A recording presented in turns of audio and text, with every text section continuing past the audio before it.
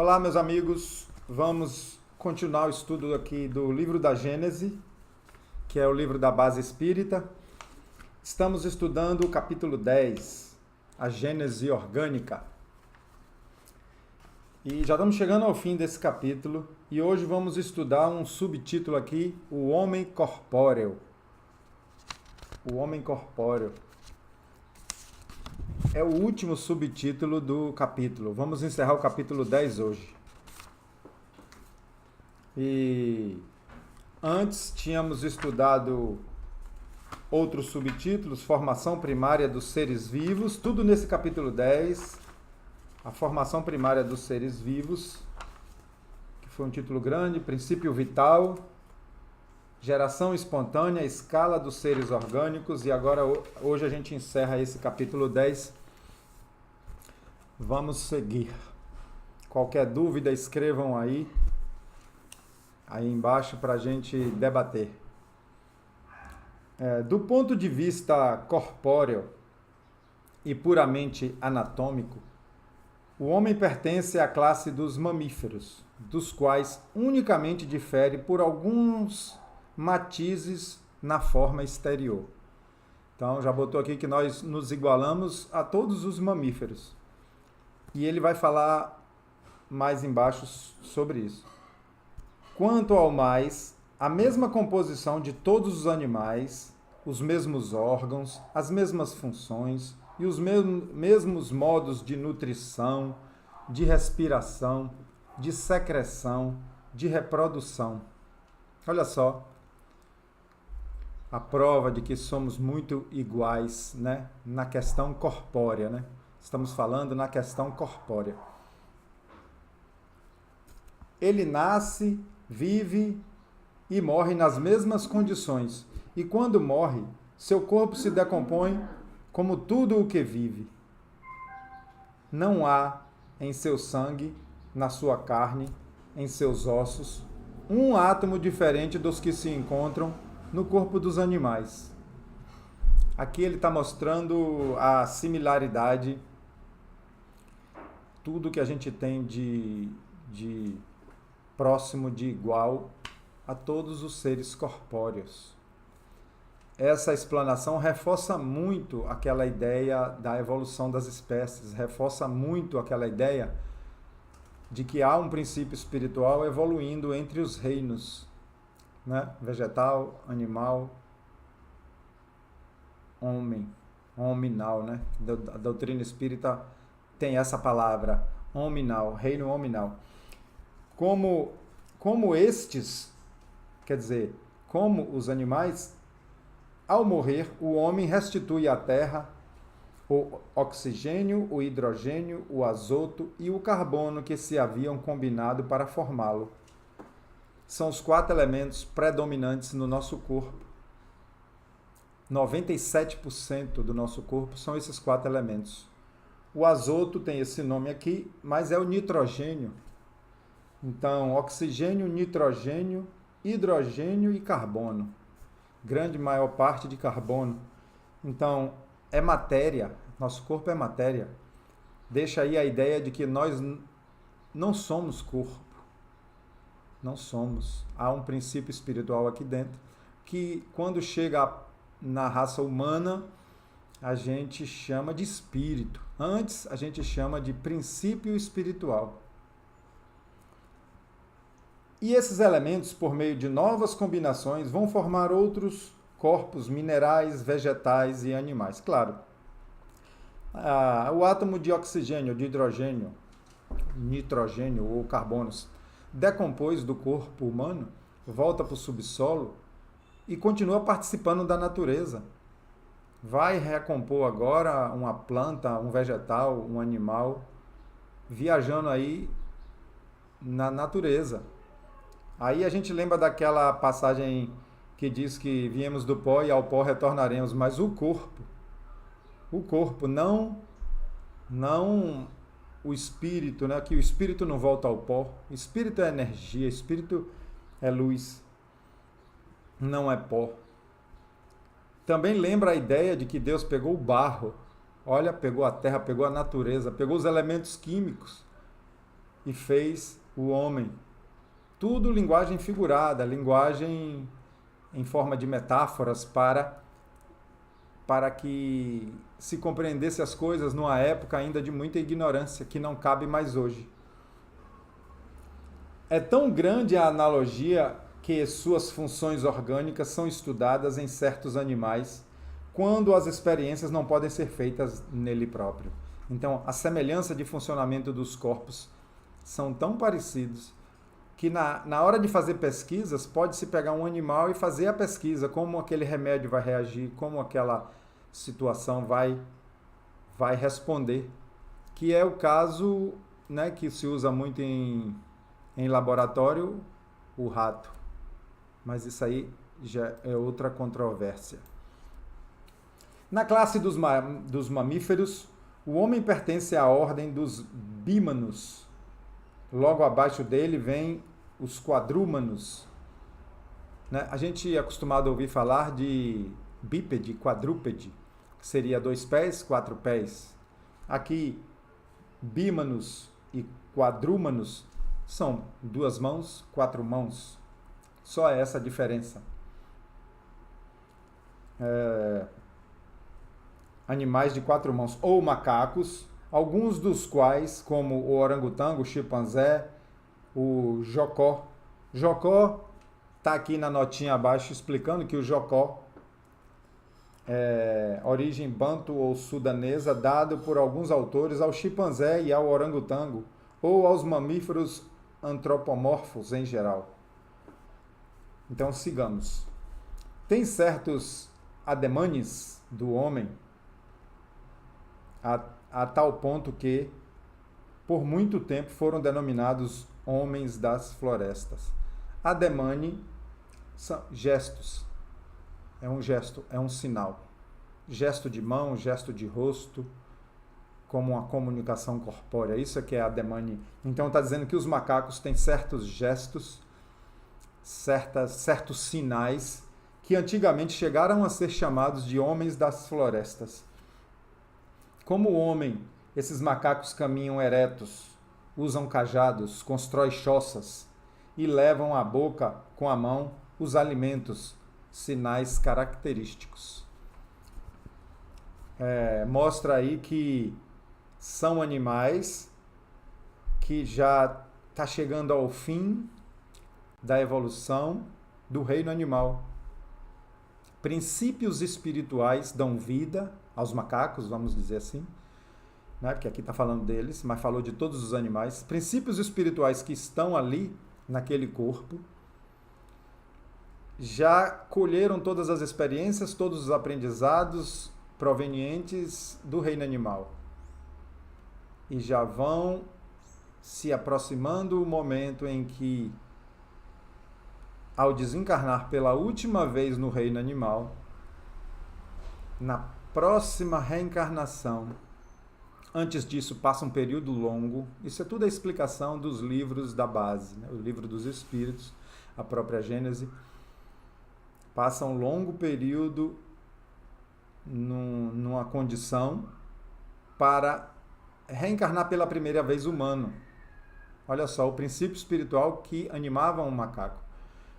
Só que ao reencarnar pela primeira vez humano, já passando a ser espírito, ganhando individualidade, ganhando consciência, ele reencarna bruto, um homem bruto, como o homem das cavernas, um homem primitivo, como foi na Terra e como é em alguns planetas primitivos, porque os planetas são usados para isso, para a evolução dos princípios espirituais. Quando Jesus falou, há muitas moradas na casa de meu Pai, ele estava falando dos planetas e estava falando também das várias dimensões do mundo espiritual, considerado cada um tipo de morada.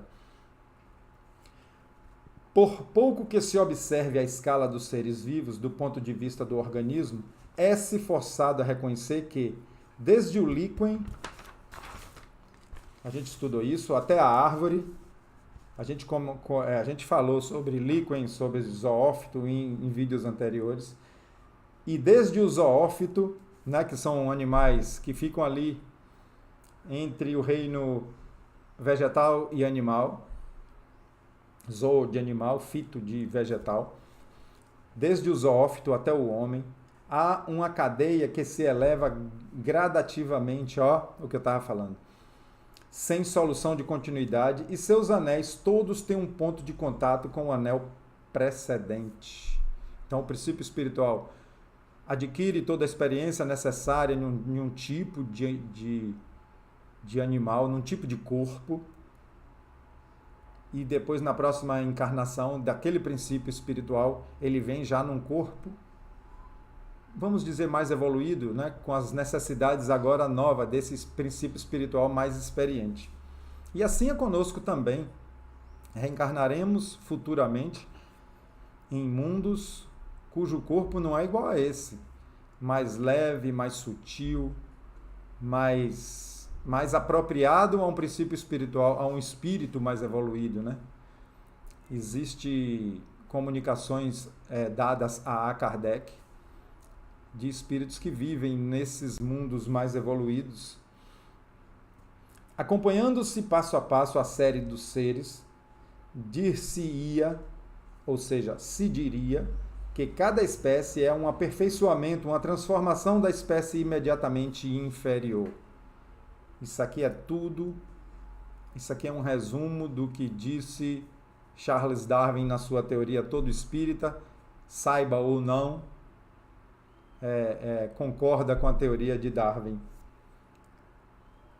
Visto que são idênticas às dos outros corpos, as condições do corpo do homem, química e constitucionalmente, visto que nele nasce, vive e morre da mesma maneira, também nas mesmas condições que os outros, se há de ele ter formado. Ainda que isso lhe fira o orgulho, tem o homem que se resignar e não ver no seu corpo material mais do que um último anel da animalidade na terra. Então diz que isso pode ferir o orgulho de certos homens, de certos cientistas. Imaginar que ele tem uma ligação com os outros animais. Aí está o inexorável argumento dos fatos contra o qual seria inútil protestar. Todavia, quanto mais o corpo diminui de valor aos seus olhos, tanto mais cresce a importância do princípio espiritual. Se o primeiro o nivela ao bruto, o segundo o eleva à incomensurável altura. Vemos o limite extremo do animal. Não vemos o limite a que chegará o espírito do homem. Então está dizendo que por mais que se pense que essa comparação nos diminui, nos colocando como um animal, por causa do corpo, por tudo que ele falou, de respiração, de reprodução, de secreção, de tudo, de alimentação, por mais que pareça que isso nos diminua, a gente tem que lembrar que não, que é um processo e que o espírito que nós somos nos liga ao mundo dos puros, aos mundos sublimes. E que o limite do homem a gente pode ver, o limite dos animais a gente pode ver. Se fizer um estudo, você vai chegar até a ameba, que é um ser unicelular. Mas o limite do espírito não.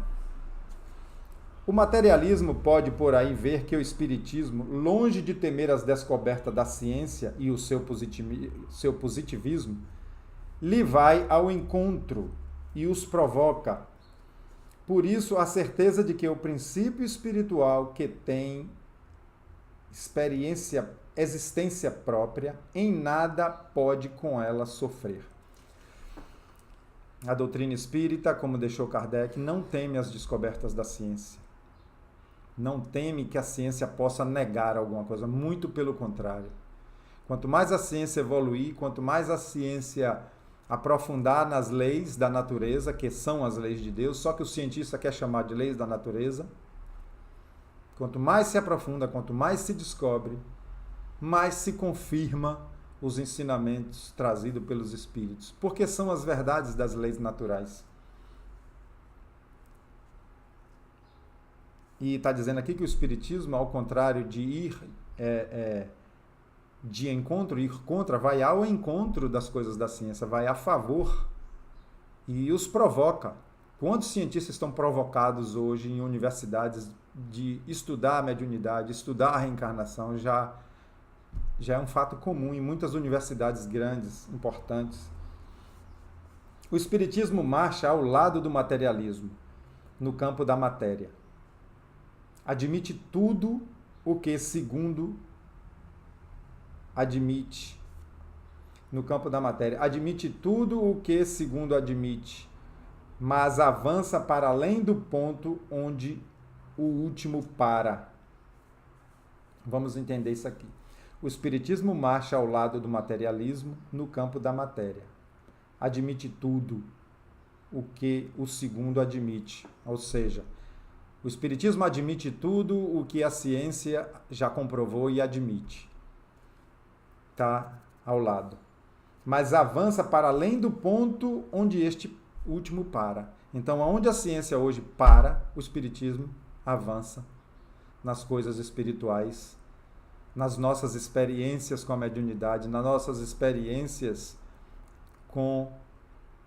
trazida pelos Espíritos, através do Livro dos Espíritos, através dos outros livros, a Gênese que a gente está estudando, que estamos aqui num capítulo em que deixa para trás os ensinamentos praticamente científicos, vamos chamar assim, da matéria, e avançamos agora nos ensinamentos espirituais. O Espiritismo e o materialismo são como dois viajantes que caminham juntos. Eu gosto disso aqui. São dois viajantes que caminham juntos, partindo de um mesmo ponto. Chegados a uma certa distância, diz um: não posso ir mais longe. Um dos viajantes fala: não posso ir mais longe. O outro prossegue e descobre um novo mundo. Por que, então, há de o primeiro dizer que o segundo é louco? Somente porque, entrevendo novos horizontes, se decide a transpor os limites onde o outro convém deter-se. Então, chamar o outro viajante, que ele está falando aqui, é o Espiritismo, chamar de louco só porque um parou por falta de provas através dos instrumentos e dos métodos, ele para e o outro continua. Apesar de que a doutrina espírita tem provas das coisas que fala e que a ciência nega. A ciência ainda não confirma a mediunidade. E nós temos provas sobrando de que ela é fato. Nós temos provas sobrando de que conversamos com as pessoas que já foram, não é isso? Também Cristóvão Colombo não foi taxado de louco porque acreditava na existência de um mundo para lá do oceano? Quantos a história não conta desses loucos sublimes, que hão feito que a humanidade avançasse e aos quais se tecem coroas depois de se lhe haver atirado lama? Então está dizendo que todos esses que se arriscaram a descobrir coisas novas, mundos novos, propostas novas, paradigmas novos, foram chamados de loucos e atirado lama, e hoje tecem-lhe coroas. São chamados de corajosos, de revolucionários, de iluminados. Pois bem, o Espiritismo, a loucura do século XIX, Kardec aqui está sendo metafórico, irônico até, a loucura do século XIX, segundo os que se obstinam a permanecer na margem terrena, nos patenteia todo um mundo bem mais importante para o homem do que a América, porquanto nem todos os homens vão à América. Está comparando quando a Europa, os europeus descobriram o mundo novo, a América, né? Porquanto nem todos os homens vão à América, ao passo que todos, sem exceção de nenhum, vão aos dos espíritos, fazendo incessantes travessias de um para outro. E agora aqui nesse último parágrafo, fecha com chave de ouro. Galgado o ponto em que nos achamos com relação à Gênese, o livro, o materialismo se detém. enquanto o Espiritismo prossegue em suas pesquisas no domínio da gênese espiritual. Então Kardec deixou o recado aqui, ó, a partir desse capítulo, as conversas materialistas da ciência, importantes, param. E as revelações espirituais, as explicações espirituais das leis de Deus agora prosseguem. E assim, gente, a gente encerra o capítulo 10 da Gênese Orgânica. E no próximo vídeo vamos dar continuidade no capítulo 11. Tá bom? Muito obrigado. Eu peço a vocês que deixem alguma observação aí. Seja uma pergunta, seja um comentário. E se você ouviu esse vídeo e ainda não é inscrito no canal, se inscreva aí, tá bom? Um abraço a todos e até o próximo vídeo.